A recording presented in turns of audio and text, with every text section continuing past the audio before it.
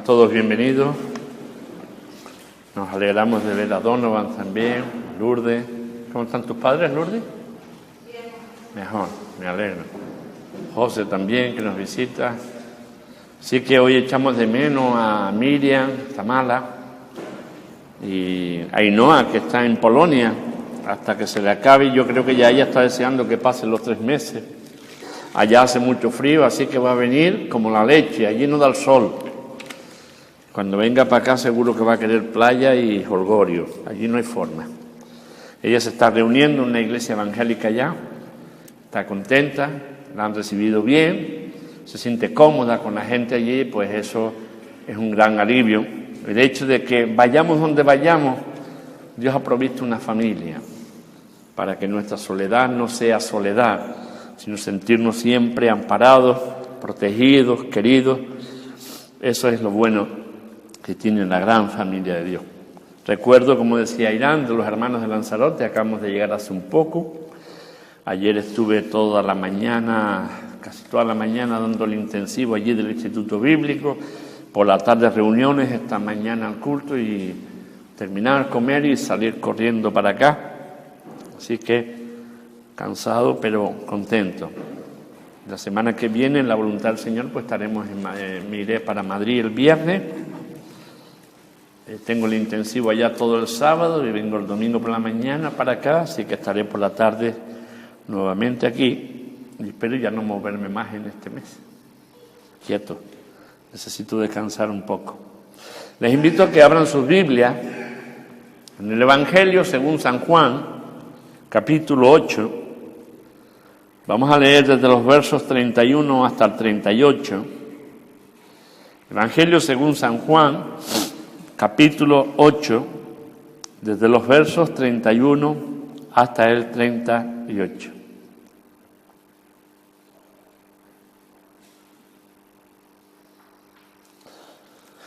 Cuando todos lo tengan, dice así la palabra del Señor. Dijo entonces Jesús a los judíos que habían de creer en él: si vosotros permaneciereis en mi palabra, seréis verdaderamente mis discípulos. Y si conociereis la verdad, y la verdad os hará libre. Y le respondieron: linaje de Abraham somos, y jamás hemos sido esclavos de nadie. ¿Cómo dices tú, seréis libres? Jesús le respondió: de cierto os digo, que todo aquel que hace pecado es esclavo del pecado. Y el esclavo no queda en la casa para siempre, el Hijo sí queda para siempre. Así que, si el Hijo os libertare, seréis verdaderamente libres.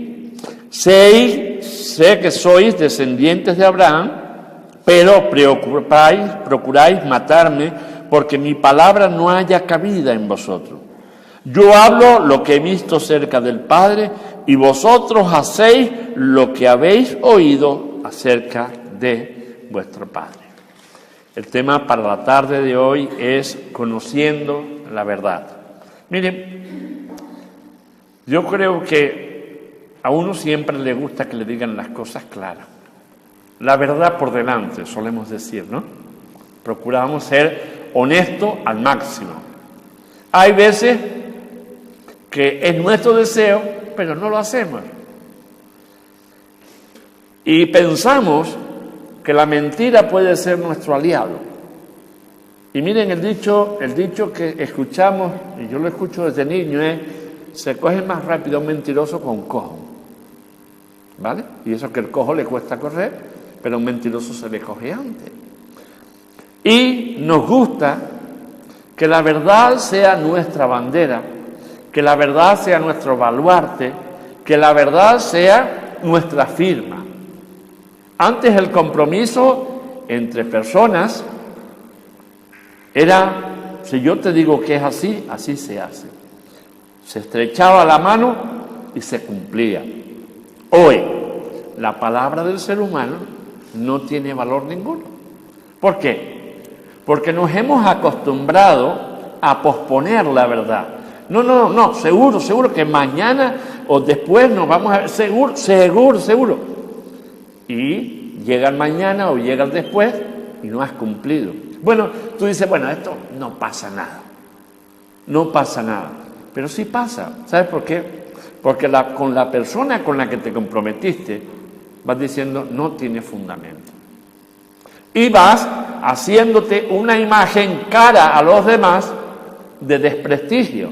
Ahora, si eres una persona que dice, voy a ir, cumplo. Y si no pudiese, por alguna circunstancia en especial, un golpito de teléfono, un WhatsApp, siento que esta tarde no voy a poder estar o no puedo hacer esto porque por otra circunstancia. Bien, al menos no quedas mal, has avisado con tiempo para que esa persona no pierda su tiempo. Bueno, Jesús no se andó con rodeo cuando trató con el ser humano. Él vino con un tiempo limitado a esta tierra y él sabía que iba a tratar con hombres preparados en la ley, pero mentirosos por excelencia. Porque al desarrollar ahora el texto este que hemos leído, vamos a comprobar por la historia, y porque lo hemos hablado ya no una, yo siempre lo he hablado cientos de veces, la historia del pueblo de Israel, cuál ha sido su recorrido.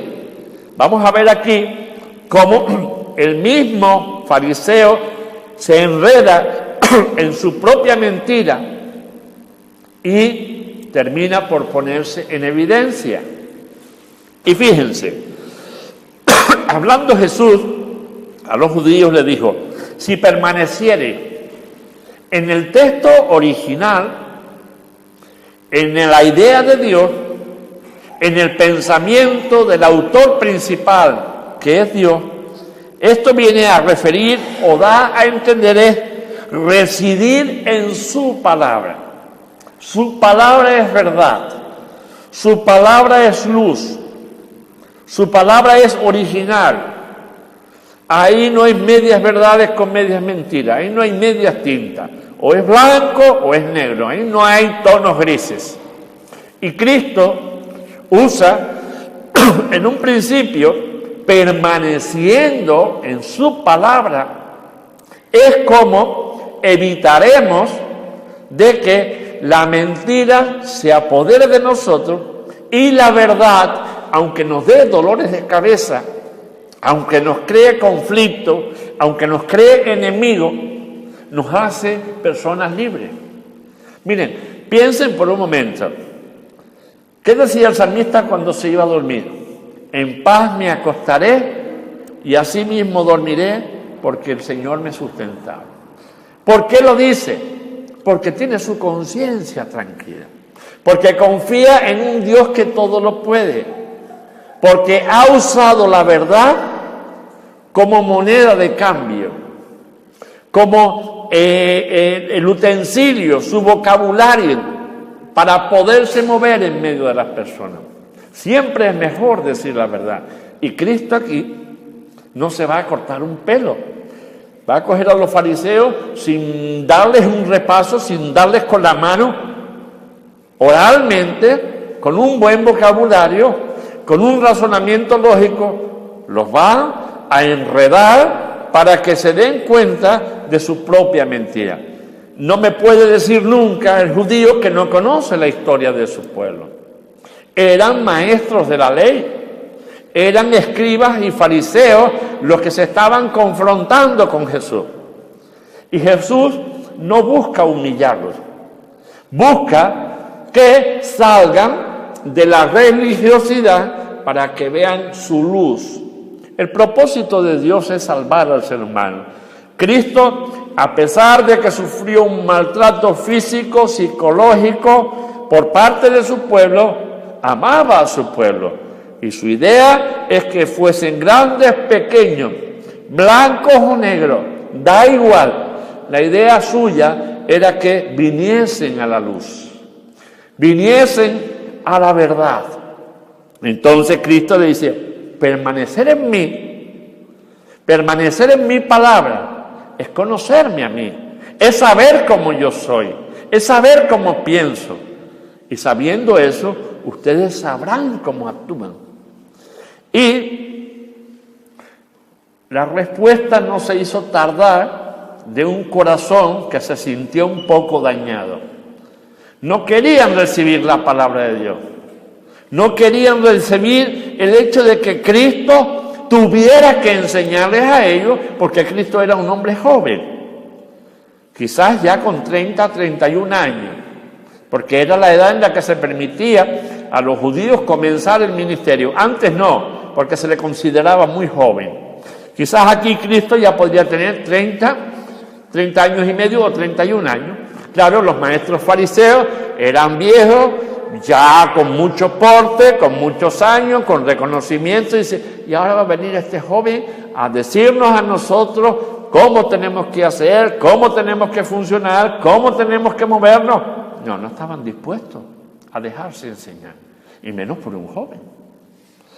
Ellos mismos pisaban lo que estaban diciendo. Y Cristo les dice, si conociereis la verdad. Ellos entonces empiezan un poco a escarbarle en su corazón. Ya empieza un poco el Señor a usar la astucia a la hora de hablar con ellos. Si conociereis la verdad os hará libre. Que no conocemos la verdad, no tenemos la ley de Dios, no tenemos los mandamientos de Moisés, somos hijos de Abraham por la fe, somos descendientes. Dice, pero eso no te hace libre. El hecho de ser judío no te hace salvo. El hecho de provenir del pueblo de Dios no te hace salvo. Lo que te hace salvo es nacer de nuevo. Reconocer a Cristo como Señor y Salvador. Eso es lo que Cristo les estaba diciendo. Yo soy la verdad. Yo soy el camino. Yo soy la fuente de la que debes beber, de la que debes saciarte. Yo soy el que vino a librarte. Yo soy el Cordero Pascual, el único por el cual Cristo nos da justificación y a su vez nosotros le echamos toda nuestra maldad. Depositamos sobre Él. ¿Para qué? Para que el Padre nos acepte, porque en su santidad no hay posibilidad de que Dios nos acepte. Ahora, nos mira a través de Jesús. Jesús derrama su gracia, su justificación sobre nosotros. Nosotros descargamos en Él el pecado. Gracias, Marta. Descargamos en Él el pecado y de esa forma es la forma en la que Dios aplica su verdad, aplica su principio y aplica el plan de redención.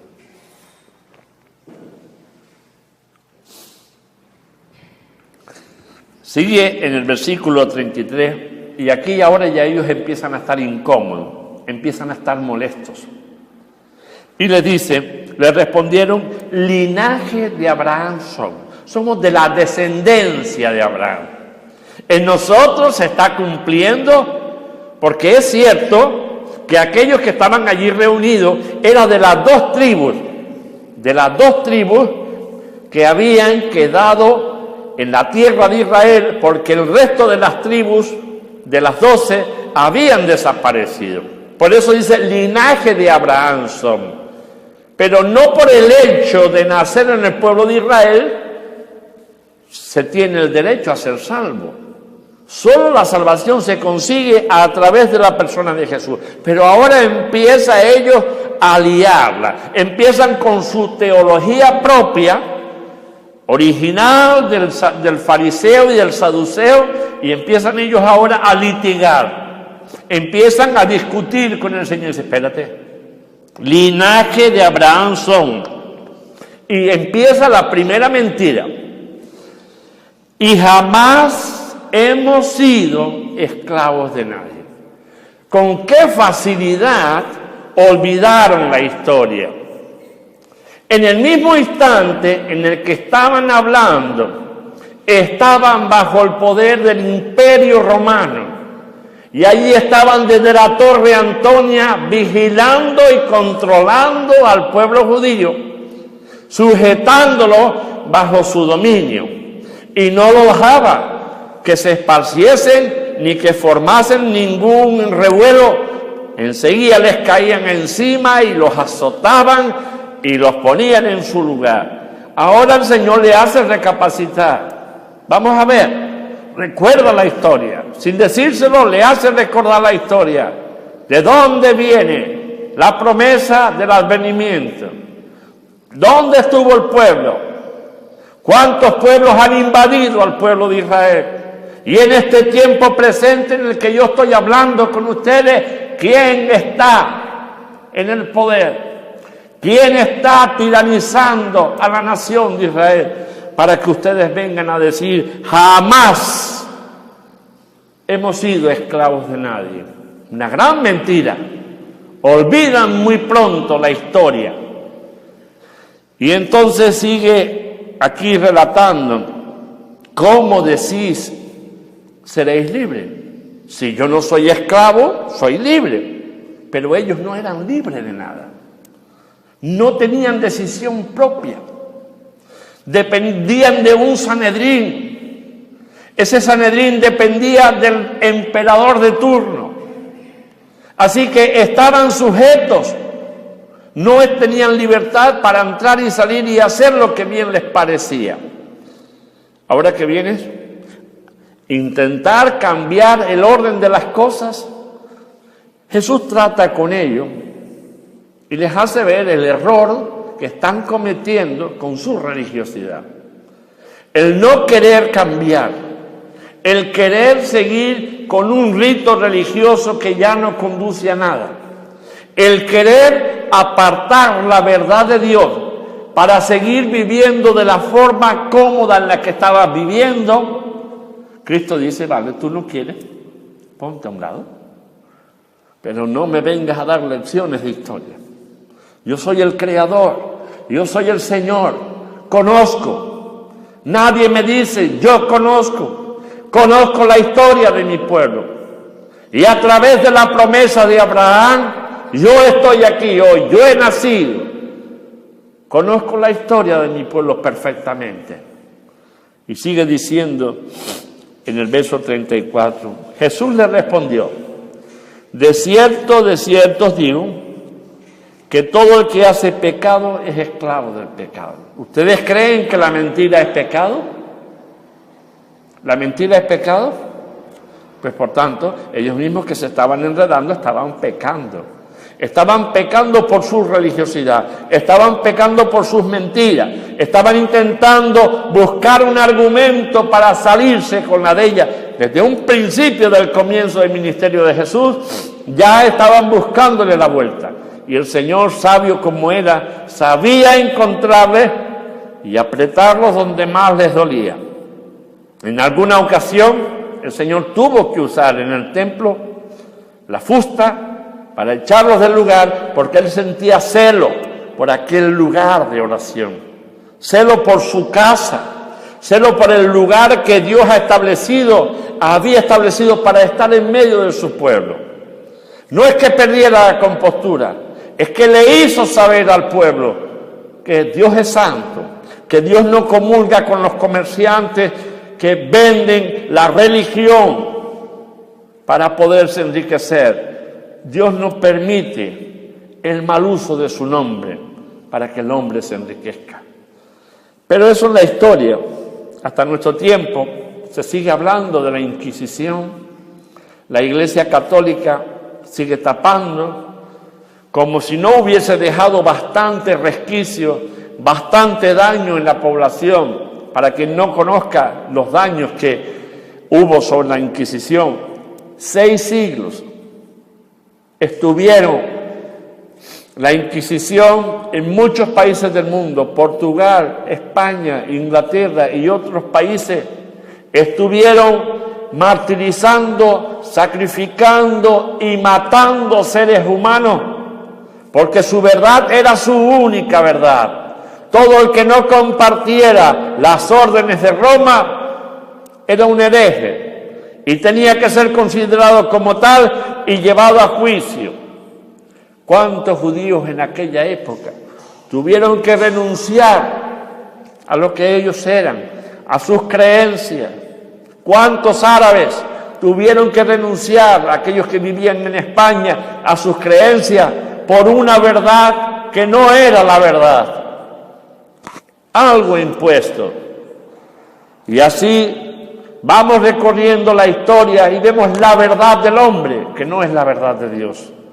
Lo que el hombre impone, la religiosidad sobre la que están revestidos, que lo que hace es que engrillan, encarcela el alma de las personas, las oprime, no las deja vivir. Cuando dice que la verdad os hará libre, nosotros podemos respirar, podemos disfrutar de la vegetación, de las aguas, del tiempo, de las personas.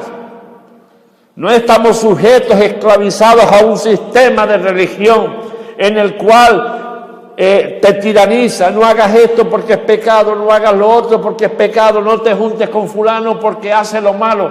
Bueno, ¿dónde están los límites? Dios ha limpiado mi conciencia. Sé dónde está el bien y sé dónde está el mal. Permíteme actuar. Cuando uno encuentra la libertad en el Señor, cuando uno se confronta con la verdad de Dios, sabe dónde están los límites. Y Él mismo sabe frenarse. Y la religión no debe ser un freno para la raza humana. Debemos procurar ser personas que viven, sirven con la verdad para agradar a Dios y no para sujetar a mi prójimo, no para amarrar a mi prójimo, no para tiranizarlo, de forma que viva asustado y sin gozo. Bueno, eso estaba ocurriendo en el pueblo judío y el Señor les decía que no, si conociereis la verdad os hace libre, os abre campo, les hace capaces de participar con las personas, de participar de la naturaleza, de participar de lo que tenemos. Hace unos años, 15 años, 20 años atrás, en esta isla, pues se vivía el Evangelio de forma muy cerrada, muy trincada. No vayas a la playa el día de domingo, no hagas esto, no hagas lo otro, no, todo era mal visto. Tenías que vivir esclavizado, siempre temeroso. No había libertad. A Dios gracias, esas ataduras se han ido rompiendo, han ido cayendo, han ido desapareciendo. ¿Por qué? Porque la verdad de Dios prevalece sobre la religión. No debemos predicar religión, debemos predicar la verdad de Cristo. Y la verdad de Cristo libera al ser humano, no lo amarga, no lo estrecha, no lo ata. Al contrario, uno se ata por amor a Él y se pone los límites hasta dónde puede llegar para no ofenderle, para vivir para Él. Pero esta gente no tenía límite, no querían ver la luz, no querían ver la verdad, querían seguir participando de la mentira y a la mentira le sumaban más mentiras. Y el Señor le dice, el que hace pecado es esclavo del pecado. El que vive en la verdad es esclavo de la verdad. Y nosotros somos esclavos de Cristo. Vivimos para servirle, pero esclavos en el buen sentido. Cristo es Dios y a su vez creador. Pues por tanto, ¿qué más podemos pedir? ¿Satanás es creador? No. ¿Satanás es Dios? No. ¿Por qué me tengo que esclavizar a él con la mentira, con la lujuria, con las pasiones, con los robos? ¿Por qué me tengo que esclavizar? Ya lo experimenté muchos años. No quiero seguir experimentando mi vida con él. Y esta gente tenían el nombre de Dios, tenían todo lo que Dios había exigido en cuanto al santuario y todas esas cosas, pero no estaba Dios en ello. ¿Por qué hablo de Dios si Dios no está en mí? Pero ya era normal. Sus conciencias estaban endurecidas y para ellos estaban bien. Vivían como reyes en palacio. No le faltaba el hambre, no le faltaba el alimento, no le faltaba la vestidura, no le faltaba el dinero en el arca. Estaban a cuerpo de rey y no querían renunciar a eso. El que no renuncia a la mentira, a la maldad, a la envidia, al odio, a todas estas series de cosas, el que no renuncia, Estás renunciando a Dios. Y miren lo que dice ahora en cuanto a dónde está el hijo y dónde está el sirviente. Vamos a leerlo en el versículo 35. Y el esclavo no queda en la casa para siempre, y el hijo sí queda para siempre. El que es esclavo del pecado, ¿estará en la casa de Dios toda la eternidad? No. ¿Quién estará en la eternidad en la casa del Padre? El Hijo. ¿Quién es el Hijo de Dios? Aquel que ha nacido de nuevo. Ha sido llamado, escogido, limpiado, santificado y ha sido llamado Hijo de Dios.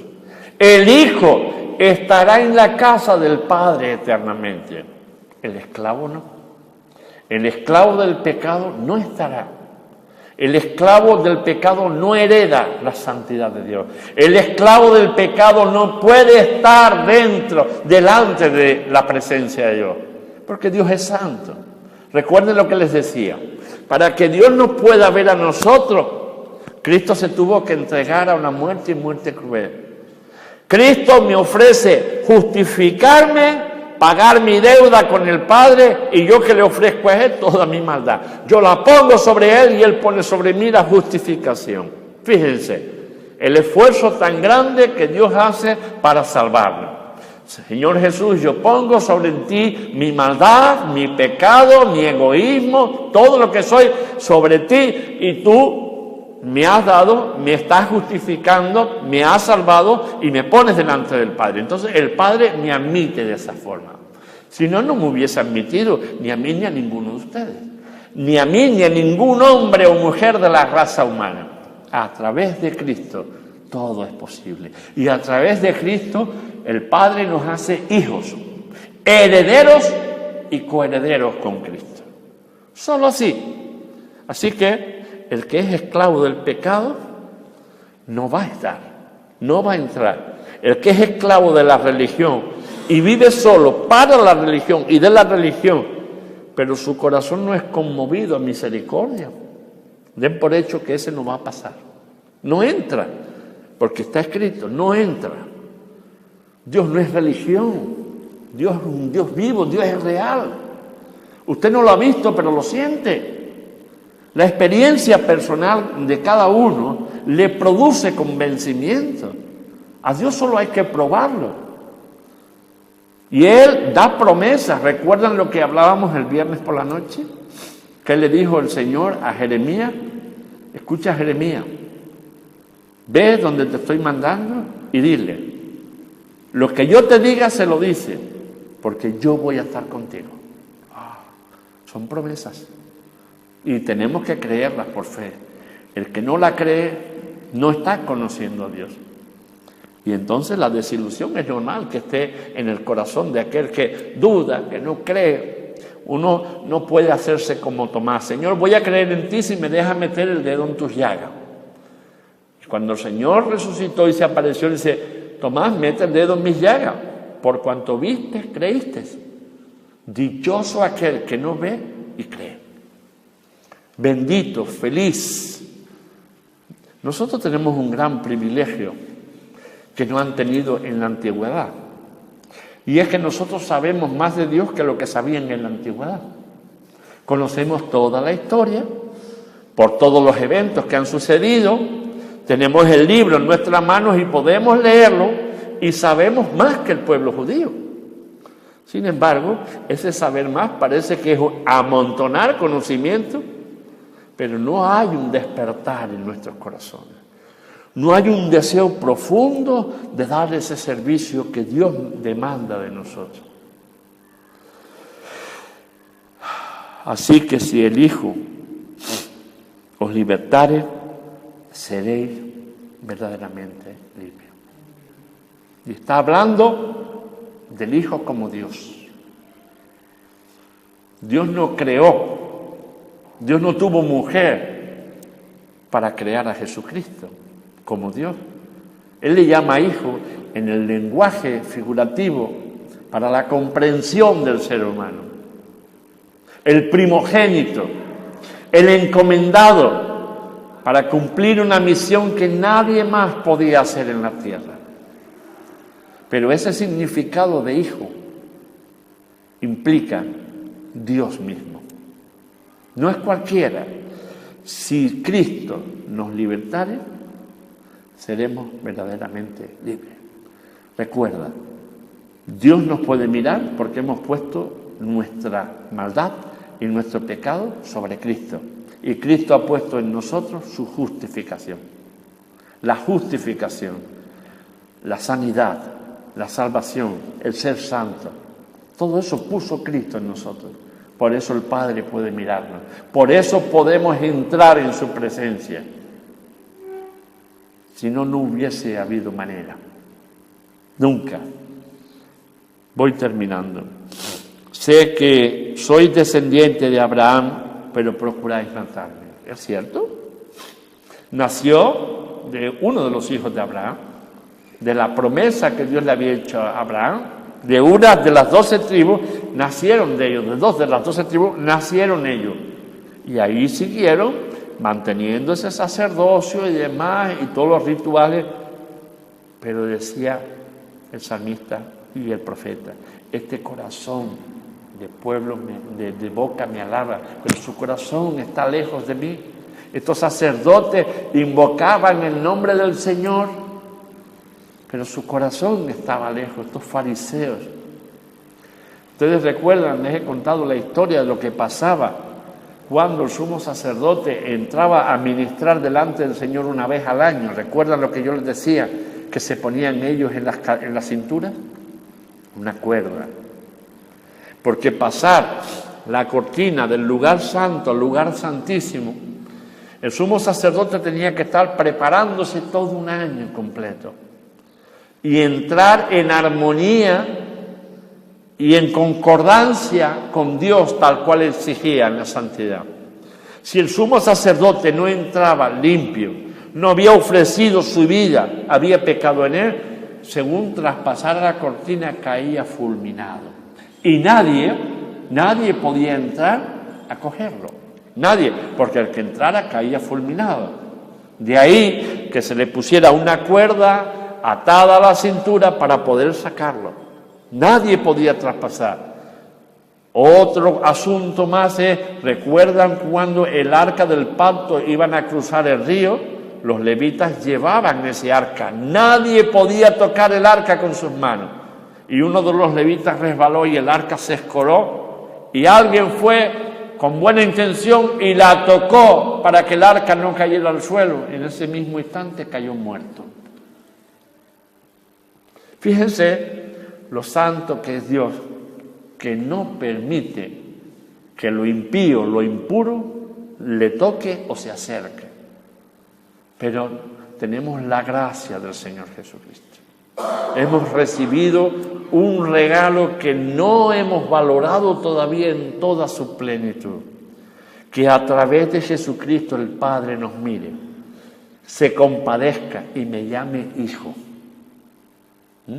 Cuando que estaba perdido, sin luz, sin esperanza, errante en la vida, y ahora Él me recoge, me hace sacerdote, príncipe, heredero, coheredero, santo, hijo. Nosotros tenemos que valorar mucho esto, para no actuar como estaban actuando estos fariseos y saduceos. No hemos sido nunca esclavos de nadie. ¿Por qué usar la mentira? ¿Por qué no usar la verdad? A ellos no les interesaba para no perder su posición. Y termino.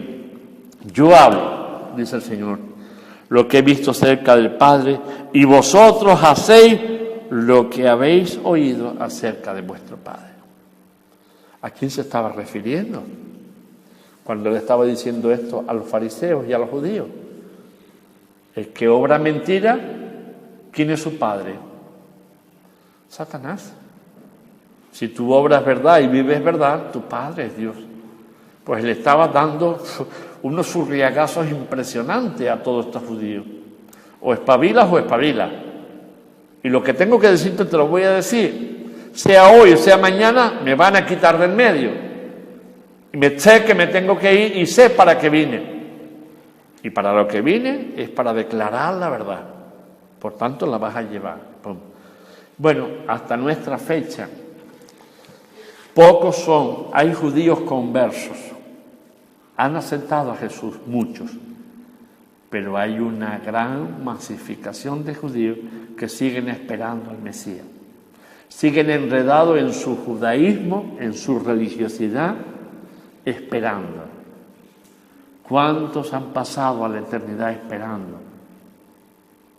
Y la oportunidad la han tenido y la tienen en su mano. Aprovechemos nosotros la oportunidad que se nos presenta. Vivamos la verdad. Aprendamos a buscar en Dios. Y Dios escribe aquí, ha escrito aquí para nuestra enseñanza. Esto no está para arrimarlo y cogerlo de domingo en domingo o de viernes en viernes. Está para ser leída diaria, para ser meditada, para que su luz, su verdad me alumbre. Lámpara es a mis pies tu palabra y lumbrera a mi camino, dice el salmista. Así que no dejemos pasar la oportunidad de reconciliar con Dios. No vivamos la mentira como aquellos religiosos, vivamos la verdad, participemos de lo santo de Dios. No dispongamos de nuestro tiempo como si fuésemos a vivir mucho tiempo. El tiempo es escueto, corto, se va en nada, en nada. Así que les animo, les estimulo a que piensen sobre este texto. No lo dejen pasar por alto. Por la noche, por la mañana, tómense su tiempo, léanlo. Y que la palabra de Dios les hable, contrasten su vida con ella y rectifiquen donde están equivocados. Y si están bien, sigan adelante, porque eso es lo que honra a Dios. Vamos a cerrar nuestros ojos, vamos a orar dando gracias al Señor por este tiempo. Señor, tú eres grande, eres eterno, eres maravilloso. Nada hay fuera de ti. Tú eres la verdad, tú eres el camino, tú eres la vida. Ayúdanos a vivir, Señor, aplicando tu verdad en nuestra vida. Nos llamas hijos y lo creemos. Y estaremos contigo en la eternidad. También lo creemos. Quien no estará contigo es el esclavo del pecado. No tendrá acceso ni derecho. Gracias, Jesús, por llevar nuestra carga y por depositar sobre nosotros la justificación. Gracias, Padre, porque nos puedes mirar a través de Él. Conoces el corazón de cada uno de nosotros en esta tarde. Que tu misericordia los alcance, que tu gracia los llene, que tu perdón, Señor, se haga notorio en sus vidas y que el gozo de cada uno sea un gozo continuo y perpetuo. Gracias por este tiempo. En el nombre de Jesús. Amén.